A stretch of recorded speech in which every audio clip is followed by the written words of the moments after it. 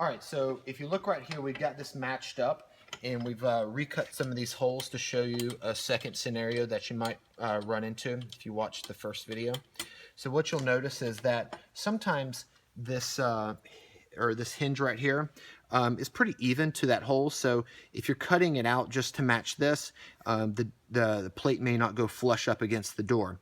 But because of how this is designed, you can actually cut the opening a little wider than even the holes, because the screws are not going through the door. The screws are not holding it to the door. In fact, it's more sandwiching it in between the door, or on the door, I should say. So as you look right here, you can see that we've cut the holes, or the opening, actually larger than the post there. The key is to make sure that you don't go wider than the plate.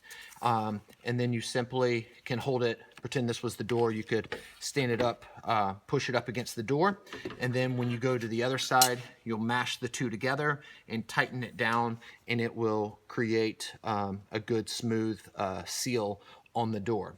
So let me know how that works out, and if y'all have any feedback, let me know. Thanks.